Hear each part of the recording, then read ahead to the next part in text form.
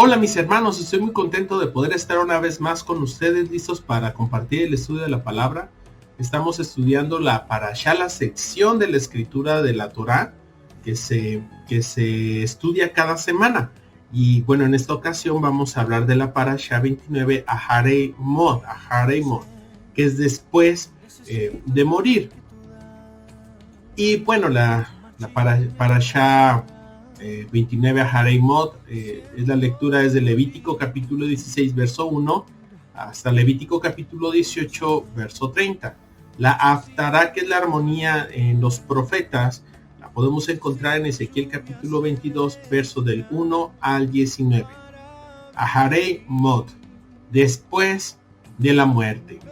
Y bueno, en esta ocasión vamos a estudiar una parte muy importante, porque dentro de esto que vamos a poder hoy leer, hoy indagando, estudiando, profundizando en las escrituras, vamos a encontrar con puntos importantes que tienen que ver con el Mesías, puntos que tienen que ver con la adoración a Dios, pero también puntos que tienen que ver con nuestra personalidad, nuestra manera de actuar, de pensar, de hacer, de conducirnos. Y es esto lo interesante de esta parashá, que nos va, en eso que vamos a estudiar, pues nos va a tener un abanico muy amplio de conocimiento, de entendimiento y de lecciones que son hacia nosotros. Y vamos a comenzar nuestro estudio. Empezamos Parashá 29 Aharei Mot, como ya comentábamos. La parte que se lee es de Levítico 16.1 a Levítico 18.30. Vamos a ver la primera lección, la primera parte tiene que ver con el Cordero de Yom Kippur. 16.1 dice: Jehová habla a Moshe después de la muerte de los hijos de Aarón, cuando se acercaron a la presencia de Jehová y murieron. Y eso es muy interesante. Nachmanides, o también conocido en español como Maimónides, es uno de los estudiosos eruditos de la Torá, comentarista, médico en su época, y pues tiene mucho peso sus comentarios, sus enseñanzas, sus estudios. Y entonces encontramos que Maimónides, Nachmanides, menciona esto, que esta situación, este anuncio se da un día después de que los hijos de Aarón entraron en el tabernáculo con fuego extraño y murieron. No sé si recuerden ese incidente que pasa, donde estos muchachos se ponen muy contentos porque está descendiendo la presencia del Eterno. Están muy contentos porque pues la celebración ha tenido un éxito impresionante, el evento, todo se ha movido bastante bien, y ahora ellos quieren venir y prenden fuego extraño, prenden un fuego que no fue ordenado ni solicitado por el Creador, y el resultado que se tiene es de que el Creador toma cartas en el asunto y con fuego los consume. Y ese es un asunto que ya habíamos estudiado en parashas anteriores. Entonces seguimos leyendo. Dice: así que el mes de Aviv, un poco antes de la celebración de Pesach, fue anunciado el mensaje acerca de Yom Kippur. Eso también conecta la celebración de Pesach con Yom HaKippurim. ¿Qué es esto? Pesach es lo que nosotros celebramos, lo que recordamos como el momento donde nuestros padres, nuestros antepasados salieron de Egipto de la mano de Faraón, de esclavitud. Ese es Pesach. Y tenemos a Yom Kippur, el momento de la expiación, donde más adelante vamos a aprender, pero donde el sumo sacerdote puede entrar al lugar santísimo, al santo de los santos, rociar la sangre de un cordero, y la sangre de este cordero pues generaría la expiación o el perdón de pecados de todo el pueblo, de todos los israelitas. Entonces podemos encontrar este detalle, que ahora en la escritura, cuando se está hablando, estamos en la temporada de Pesach, en este periodo de tiempo, se va a empezar a dar la instrucción con Yom Kippur, con Yom HaKippurim, y es el día de la expiación. Y esa está la conexión importante. En ambos, el punto es el cordero. Mientras que en Pesach tenemos el día 10 seleccionando un cordero sin defecto, un cordero que va a ser puesto a prueba para que a través de su sacrificio pues venga la redención sobre los primogénitos y la libertad de esclavitud de Egipto. Ahora vamos a tener en el día 10 la muerte de un macho cabrío, con la intención de la remisión de los pecados.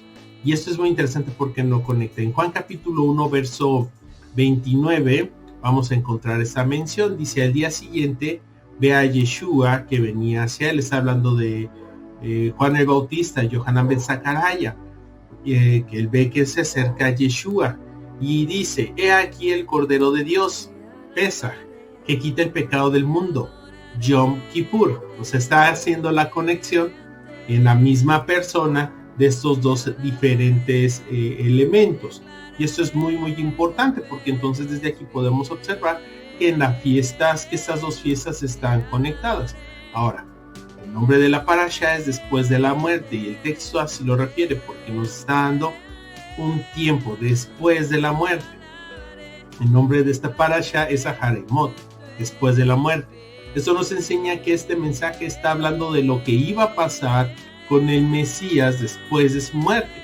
Después de su muerte, Mesías entró en el lugar santísimo en el Mishkan celestial y cumplió así con esto a sombra profética, como está escrito en Hebreos 9, 11 y 12. Dice, pero cuando el Mesías apareció como sumo sacerdote de los bienes futuros, a través de un mayor y más perfecto tabernáculo, no hecho con manos, es decir, no de esta creación, y no por medio de la sangre de machos cabríos y de becerros, sino por medio de su propia sangre, entró al lugar santísimo una vez y para siempre, habiendo obtenido redención eterna. Y está haciendo referencia al lugar en el Mishkan celestial, el Santo de los Santos. Está haciendo referencia a su sacrificio, a lo que él está haciendo, y está haciendo referencia en esta conexión, el Cordero de Pesaj y el Cordero de Yom Kippur. Es muy importante para usted y para mí que podamos entender la enseñanza completa y todo lo que tiene que ver con las fiestas del Señor. ¿Por qué? Porque las fiestas del Señor, las reuniones, las conmemoraciones, tienen un cumplimiento, nos otorgan un mapa del plan celestial y del proceso que está realizándose en la parte celestial. Y eso es muy interesante porque, pues bueno, de la primera fiesta tenemos a Pesaj, pero esta fiesta es muy importante, al igual que Yom Kippur. Entonces, de estas dos nos está haciendo una conexión hacia la misma persona, hacia el Mesías. Entonces, si usted y yo vamos viendo la cronología de las fiestas con su significado, con su enseñanza, su cumplimiento, y podemos observar cómo es que el Mesías de Israel, Yahshua de Nazaret, fue cumpliendo estas primeras fiestas, las fiestas de primavera, podemos observar también la conexión que va a haber con las fiestas del otoño, que son las que estamos esperando también que tengan su cumplimiento profético en el Mesías que esperamos regrese. Ok, entonces podemos observar esto. Desde aquí ya la parashá nos empieza a hablar de que es importante recordar, conocer, mantener presentes las fiestas del Señor para poder tener el panorama completo y el punto de conexión entre la primera y segunda participación, venida o revelación del Mesías. En este caso, nosotros lo creemos Yahshua de Nazaret, el rabino de Nazaret, el Mesías en esta primera parte, pero bueno, tenemos todavía la esperanza porque no lo creemos muerto. Están los testigos que nos muestran a través de su testimonio de lo que ellos dejaron, que Yahshua no está muerto, lo que lo sigue dejando como Mesías, esperando a que termine y traiga la plenitud de toda la revelación mesiánica, de lo que corresponde al papel mesiánico. Hace poquito escuché a un rabino decir, bueno, entonces, ¿dónde está el cordero junto con el león, teniendo estando juntos, el lobo con el cordero, la serpiente, los niños, que no les hagan daño las serpientes, los escorpiones? Bueno, es que todavía falta esa segunda parte, pero y tienen razón, falta eso para poder reconocer en totalidad al Mesías, pero nosotros tenemos la confianza, la esperanza de que Yahshua no está muerto, de que Él ha resucitado y estamos esperando que traiga esa plenitud a la revelación, al cumplimiento de las profecías. Por eso es muy importante que tengamos esa idea muy, muy, muy clara y a la vez que clara, que también nosotros estemos conscientes de que las fiestas del Señor nos están otorgando el plan, nos están otorgando todo lo que necesitamos para conocer la importancia del Mesías, la revelación, los tiempos por cumplirse. Pues básicamente es la agenda de Dios y lo podemos ver en las fiestas del Señor. Vamos a seguir estudiando este segundo punto, cómo y cuándo. Y este es extraordinario porque en ese segundo punto nos vamos a encontrar con detalles que me gustaría que reflexionáramos en una vida personal, dentro del desarrollo que tenemos en nuestras congregaciones, en nuestra iglesia, en cómo nos queremos acercar al Dios Todopoderoso. Y es a través de esta parte de la parashá que me gustaría que lo pudiéramos analizar y observar. Dice, verso 2, estamos en Levítico, capítulo 16, verso 2, dice, dijo Jehová a Moshe, di a tu hermano a Aarón que no en todo tiempo entre en el lugar santo detrás del velo, delante del propiciatorio que está sobre el arca, no sea que muera, porque yo apareceré en la nube sobre el propiciatorio. Aarón, como gran sacerdote, tiene acceso al lugar santísimo, pero solo una vez al año. Moshe, sin embargo, podía entrar en el lugar santísimo en cualquier momento. El hecho de anunciar la prohibición de entrar en el lugar santísimo después de hablar de la muerte de los hijos de Aarón indica que ellos podían haber intentado entrar allí sin permiso, lo cual sería una de las razones por las cuales murieron. Para evitar que esto ocurriera otra vez, Jehová dio instrucciones muy concretas de cómo se debe de entrar allí y quién podría entrar allí. Y esto es bastante interesante, mi hermano. Te voy a platicar por qué. Miren, vamos a ver esta parte.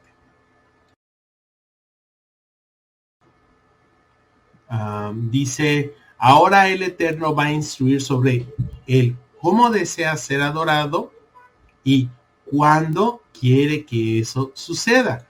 Y eso es lo que se vuelve súper interesante, súper extraordinario. Voy a explicarlo por qué. Yo vengo de un contexto donde pues se nos ocurren buenas ideas, ¿no? Ay, vamos a hacer una campaña, ¿qué te parece si hacemos eventos? ¿Qué tal si hacemos obras de teatro? Hacemos esto, aquello. Y empezamos a hacer un chorro de actividades. Después en las congregaciones hacemos fiestas como aniversarios, como comidas, diferentes eventos. Y cada uno de estos les echamos mucha enjundia, mucho esfuerzo para que salgan muy bien. Se presentan dramas, se presentan caracterizaciones, obras de teatro, pantomimas, se presentan danzas, participaciones musicales, participaciones de los niños y muchísimas cosas. Y todo con el deseo de querer honrar a Dios. Sin embargo, siempre dejamos de lado que Él ya nos dejó una instrucción. Y en muchas ocasiones podemos notar, aún en muchos videos que por ahí andan en internet, podemos encontrar cómo es de que dentro de este deseo, no voy a decir malo, pero sí voy a decir que es complicado porque dentro de este deseo de querer hacer algo para Dios, se incurre en hacer algo que Él ha considerado malo, que Él ha dicho no le gusta. ¿Y qué es lo que no le gusta? Que se mezcle lo santo con lo profano. Y a veces dejamos que algunas cosas que no son de Él, que no son santas, que tienen un origen pagano, un origen mundano, un origen fuera de la escritura, que está más enfocado o está más basado en las tradiciones de los lugares donde vivimos, de cada nación, de cada pueblo, en las tradiciones familiares, en las tradiciones, ¿por qué no? De las denominaciones en las que nos encontramos, y nos basamos en eso para poder hacer una celebración hacia con Dios. Y esto no es lo que Él quiere. Él ya ha dicho qué quiere y cómo quiere que lo hagamos. Nos dice cuándo quiere que lo hagamos, la manera. Y eso es muy importante. En muchas ocasiones podremos escuchar de muchos decir, bueno, es que esto no es lo que significa para mí. Pero si no eres tú el que va a ser el adorado, el que es honrado, es el Dios eterno, hay que hacerlo como a Él le gusta, como a Él manda, él lo desea, Él espera de nosotros. Y esta es una situación que se dio con los hijos de Aarón. Ellos tenían una muy buena intención, un muy buen deseo, el que ellos querían hacer más grande la fiesta que ya era de Dios. Y esa fiesta la querían todavía llenar con más incienso, con algo más maravilloso. y se les ocurrió con una buena intención quizás entrar y hacer algo para Dios, pero como es algo que Él no ha mandado, Él no lo tomó a bien y tuvo que santificarse, tuvo que hacer esa obra, esa marca con la muerte de los hijos de Aarón. Y es que no es lo que nosotros querramos, no es como nosotros querramos. Eso se trata de lo que Él quiere, como Él quiere y cuando Él quiere. Y para eso ya nos dejó la Escritura. Por eso esto es básico. Cuando nosotros empezamos a venir a conocer al Dios de la Escritura, al Dios de Abraham, de Isaac, de Jacob, lo primero que nos vamos a encontrar es de que Él ya dijo cómo quiere ser adorado, cuándo quiere ser adorado. Y nosotros empieza a ser, pero es que sí. Pero se trata de obediencia, se trata de amor. Y entonces empezamos a obedecer, empezamos a hacer los cambios en nuestras vidas, en nuestras familias, en las congregaciones, porque queremos hacer las cosas como Él quiere, de la forma que a Él le gusta, para que Él se sienta agradado con eso.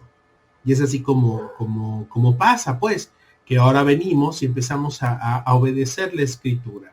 Bueno, pero es que nosotros manejamos una liturgia, una forma de desarrollar un servicio.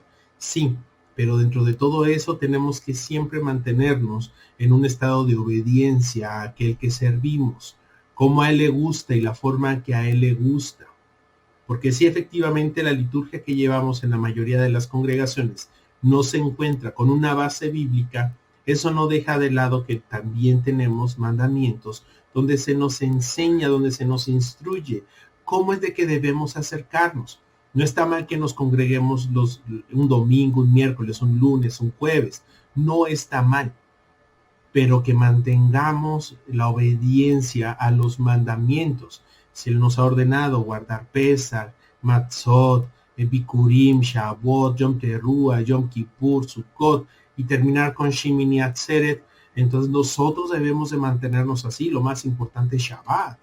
Y esto muy independiente a el tiempo que nos damos para como congregación estudiar y aprender. Nos podemos, si quiere usted, congregar todos los días para aprender, estudiar la Escritura, pero Shabbat es Shabbat. Las fiestas son las fiestas y esto no lo podemos cambiar. Entonces, Él manda como quiere y cuando quiere. Es que yo puedo entrar todos los días, pero ¿cómo? Dios ya mandó un día, mandó un tiempo, mandó una forma, y cuando a alguien se le ocurría hacer algo fuera de esto, pues Él santificaba su nombre, él se santificaba y marcaba ese punto donde no lo vas a hacer como tú quieres, no lo vas a hacer como a ti se te ocurre, sino lo vas a hacer como yo quiero, de la forma que yo quiero y cuando yo quiero. Y con esto abrimos el punto que sigue. Dice, ser santos es ser diferentes.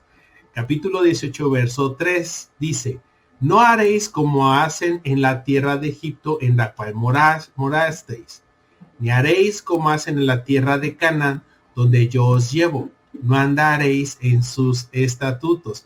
Y esto, pues esto hace fuerza a lo que estoy comentando. Venimos de una manera, quizás una tradición católica, o quizás otro tipo de religión. No vamos a hacer como hacíamos allá. Pero ahora venimos a otra, al cristianismo, quizás, a un cristianismo y una tradición. Tampoco harás como allá, porque no se trata de dónde vienes ni a dónde vas, sino se trata de lo que Él ha mandado. No vas a ser como estás acostumbrado, ni vas a adquirir una nueva costumbre del lugar donde vas o de las personas a las que ves, no, sino ahora se trata de hacer las cosas como Él las ha mandado. Vamos a seguir viendo. Este texto muestra que los hijos de Israel han sido llamados a ser diferentes a los demás pueblos del mundo, especialmente cuando los pueblos son tan inmorales como los egipcios y los cananeos. Han sido llamados a comer diferente, vestir diferente, hablar diferente, etcétera. Y esto es algo bien interesante. Les quiero platicar por qué. Porque de las cosas que uno va aprendiendo, lo primero que hace más ruido es cuando uno empieza a cambiar la alimentación. Aquí donde nosotros vivimos en México, pues mucha de la alimentación tiene que ver con el puerquito, ¿no? Las carnitas, el chicharrón y se guisa y se utiliza mucho la manteca de puerco como parte de la cultura o tradición de la ciudad donde estamos, de la nación donde nos encontramos, es parte de la cultura, como lo puede haber en otros lugares, pero empezamos a romper esto, empezamos a dejar de lado y venir a la obediencia hacia la alimentación, que es una de las cosas que es más difícil, más cuesta, pero es de las cosas que debemos de aprender. Y empezamos a cambiar nuestra alimentación y empezamos, ay, pero es que somos diferentes a los demás. Bueno, pero es que los cristianos sí comen, bueno, ellos sí comen, pero nosotros no. Nosotros queremos estar en obediencia a Dios eterno. Ah, bueno, pero es que, ¿por qué guardan el Shabbat si eso ya fue abolido? Ahora el día domingo es el día del Señor. No, o sea, nosotros queremos estar en armonía con lo que la palabra manda, lo que el Dios eterno nos ha mandado. Y empezamos con esas cuestiones. Ah, ¿por qué usas el sombrerito? ¿Por qué usas un tzitzi? ¿Por qué los traes? Eso es religión, es legalismo, hermano. Sí, para ellos. Para nosotros es que el Eterno nos está haciendo diferentes. Inclusive cuando está la instrucción del uso de los tzitzis, está esa indicación, está bien clara. Cuando dice es que ustedes van a ser diferentes a los demás. Y entonces podemos observar que Dios empieza a meter con lo que comemos, con lo que vestimos, con lo que pensamos, con cómo nos conducimos. Empieza a meterse con lo que cantamos, con lo que hablamos, con todo. Porque Él es nuestro Dios. Ya no somos esclavos en Egipto y no venimos a ser cananeos. Somos una nación diferente, una nación especial. Vamos a seguir estudiándolo. Quizás ya me adelanté algún comentario. ¿Podemos entonces mirar las prácticas de los demás pueblos y hacer lo contrario? Es una muy buena pregunta. ¿Es eso lo que Jehová quiere enseñarnos con esta palabra? Las preguntas tienen que ver con si, bueno, como en México se acostumbra el puerco, yo no voy a comer puerco. Ah, pero también se acostumbra a la vaca, entonces tampoco voy a comer vaca, porque eso es parte de una nación que no pertenece a Israel o que no tiene esa cultura israelí, o esa cultura, no israelí, sino esa cultura bíblica, ese pensamiento, cultura del reino de Dios. Y pues ahora porque ya vi que esa cultura está mal, me voy a dedicar a llevarle la contraria. No es así. No se trata de andar llevando contrarias a nadie. Hasta cierto punto esto está bien. Pero si vamos a dejar que las prácticas de los paganos determinen nuestra conducta, es posible que dejemos de hacer algo que Jehová aprueba e incluso manda. No vamos a dejar de hacer algo bueno solo porque los demás lo hacen. Por lo tanto, sigue el versículo 4 diciendo. Dice, habréis de cumplir mis estatutos y guardar mis leyes para andar en ellos. Yo les voy a platicar algo que ahorita me estoy acordando.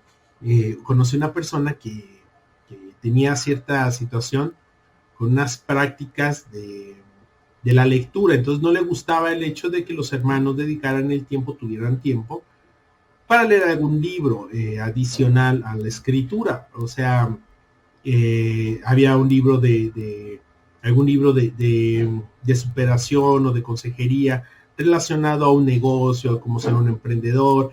Y entonces se ponía así, no, es que eso es ¿qué te va a enseñar si es un autor del diablo, es un autor del mundo, es un autor de eso? ¿Qué te va a poder enseñar? Y entonces uno se queda, bueno, si es así el pensamiento, en los libros de texto que nos dan en las escuelas, pues ninguno de ellos es un autor cristiano. Realmente la compilación de conocimientos que se están haciendo en los libros de texto, en las escuelas, en las universidades, pues básicamente son autores que no son cristianos. Entonces, ¿por qué habríamos que leer también eso? Entonces tenemos estas personas que llegan a un extremo donde ya no quieren ni siquiera enviar a sus hijos a la escuela o que reciban un conocimiento relacionado a eso. ¿Por qué? Porque los autores y todo eso pues son del mundo o no son paganos. Eso es absurdo. No se puede llegar a esto. O sea, solo porque ellos son del mundo todo está mal. No, o sea, tenemos que tener ese balance, tenemos que tener ese entendimiento.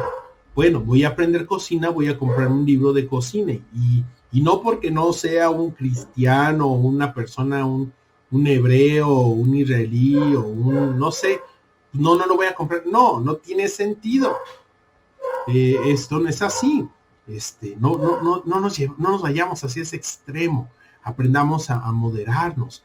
Si hay cosas que vamos a poder encontrarnos que se estén en contra de la ley, en contra de la Torah, en contra del conocimiento del Eterno, y es ahí donde, no, pues esto sí no, pero vamos a poder discernir, vamos a poder balancear esto sí y esto no, no llegar a ese punto tan extremo como en algunas ocasiones pasa. Por eso aquí en el verso 4 dice, habréis de cumplir mis estatutos y guardar mis leyes para andar en ellos.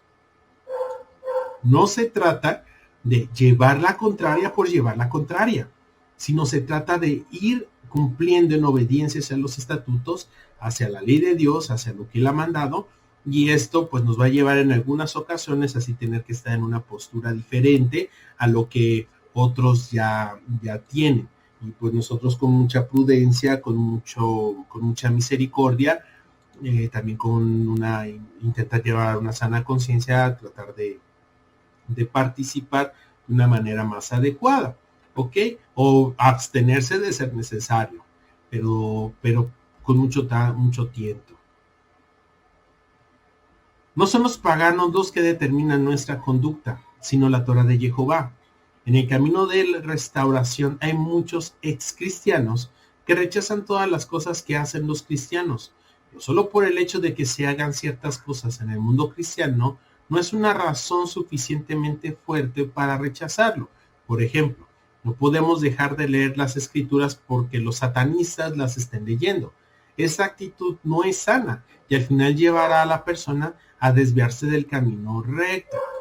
No vamos a tener convivios en la iglesia porque los cristianos lo hacen, o porque también tales, o porque los de esta secta también. No, eso, pues no tiene nada que ver. Tenemos que tener esa parte de sanidad de nuestras vidas, esa parte de madurez, esa parte de templanza, y no llegar a ese punto. Yo llego a la convicción, a la creencia de que pues todos tienen aciertos, todos tienen errores, y pues no se trata de juzgar, sino se trata de buscar la manera de caminar en una obediencia cada vez más precisa, más perfecta hacia el Dios de nuestros padres, hacia el Dios de Abraham, de Isaac y de Jacob. Entonces no podemos, porque alguien mandó a hacer, nosotros no lo vamos a hacer porque ellos lo están haciendo, y si no hay ningún mandamiento en la escritura que lo prueba, pues no tiene sentido. Hay quienes una ocasión dijo, ¿y cómo se te ocurre guardar Shabbat? Si eso lo guardan los adventistas del séptimo día. Entonces, ¿cómo puede ser posible? Que porque estas personas, los santos de los últimos días, los adventistas lo guardan, entonces tú ya no lo puedes guardar. Y no, es que esto es un mandamiento. Esto no tiene que ver con una religión, con una doctrina, no tiene que ver con una etnia, un grupo étnico. No, eso tiene que ver con el Dios de Abraham, dice allí, de Jacob solamente. Y entonces allí uno puede decir, bueno, coincidió, pero ahora todo es malo porque es el sábado, porque ellos lo hacen. No es así. No porque otros lo estén haciendo vamos a dejar que esa pensar nos marque que si es bueno y que es malo. No, todo lo contrario. Vamos a dejar que la Torah, la escritura, la instrucción del Eterno sea la que nos diga, esto es lo bueno, esto es lo malo, eso es lo que hay que hacer, esto es lo que no hay que hacer. Y no las opiniones, instrucciones o cosas que otros de otros lugares puedan venir. Seguimos, verso 5. Por tanto, guardaréis mis estatutos y mis leyes, por los cuales el hombre vivirá si los cumple. Yo soy Jehová. Ese texto nos muestra que hay vida en la obediencia a los mandamientos. Llegué a escuchar de una persona que me dijo, es que como ya te estás enfocando mucho a los mandamientos, a la ley de Dios, pues puedes perder la vida eterna. Yo me quedé pensando, ¿cómo es esto? Cuando un joven se acercó a nuestro Mesías, a Yahshua, nuestro maestro, nuestro Mesías, y le preguntó qué tenía que hacer para heredar la vida eterna, él respondió, cumplir los mandamientos. Él no está diciendo que hay otra manera o que eso ya no tiene sentido. Más bien nos está diciendo que eso también da vida eterna. Pero en este caso puntual, con este ejemplo, el joven no estaba cumpliendo en plenitud. Por ende, según la historia, pues no se dio esa parte donde él pudiera encontrar una respuesta que del todo le llenara. Entonces cuando vemos esta cita, a mí me ha pasado que eso me han dicho, es que ahora porque tú cumples, porque tú vives, porque ahora tú enseñas, tú andas en esto, pues vas a perder la gracia, vas a perder la salvación. No, realmente no. La escritura no enseña eso, ni en el Brit Hadashah, que está conocido como Nuevo Testamento, en el Tanaj, que es conocido como el Antiguo Testamento.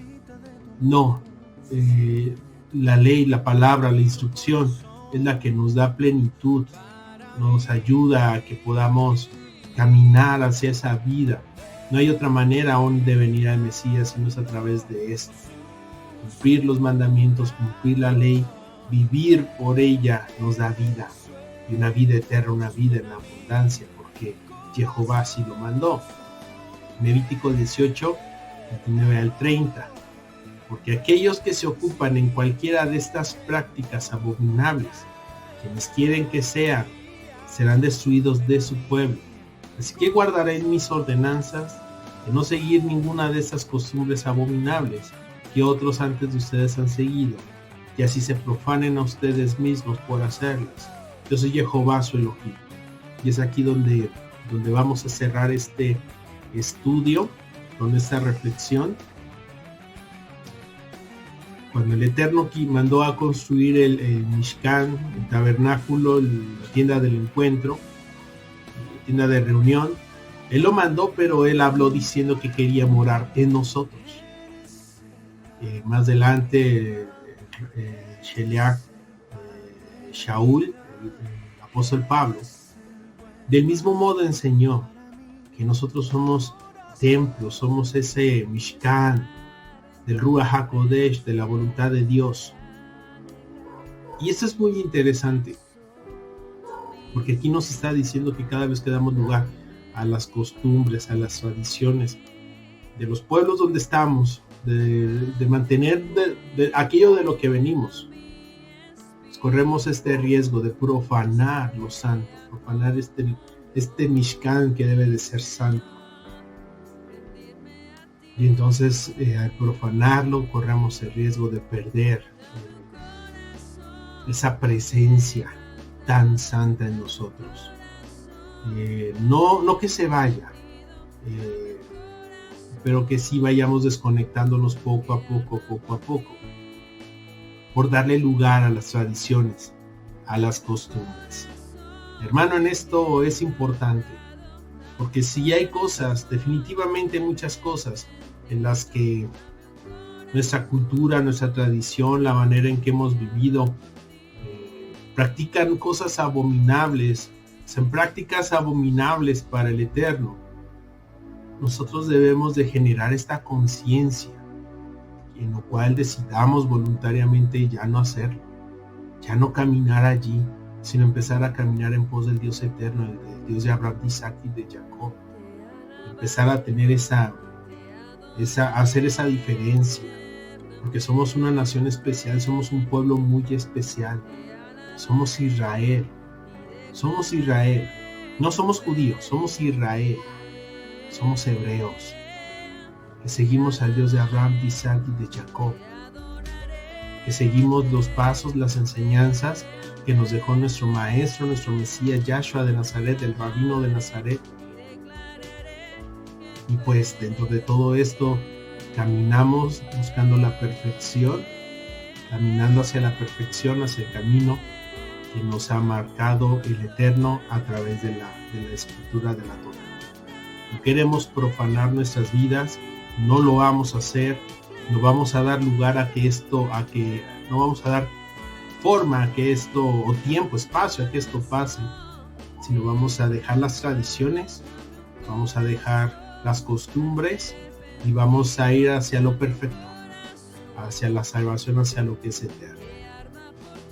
Y mi hermano, yo con esto termino pues de compartir estos pequeños puntos, estas pequeñas reflexiones de la Parashá 29 a Harei Mot, esta sección que se estudia esta semana. Y pues bueno, mis hermanos, yo los invito a que ustedes ahí en sus hogares, con sus familias, la estudien, la compartan y reflexionen. Somos una nación muy especial, somos un pueblo santo y pues debemos de vivir y mantenernos dentro de esa santidad a la que el Eterno nos ha llamado. Ok, mis hermanos, y pues bueno, seguimos pendientes. Ya saben, tienen forma de poderse acercar con nosotros. Si hay alguna duda, nos pueden dejar en los comentarios o bien a través de los teléfonos o del WhatsApp que ya conocen, ya tienen, para poder ir despejando si es que hay dudas o atendiendo cosas un poquito más puntuales de ser necesarias. Por lo pronto, yo deseo, toda la familia deseamos que el Eterno les bendiga, que les bendiga, mis hermanos. Estamos con él.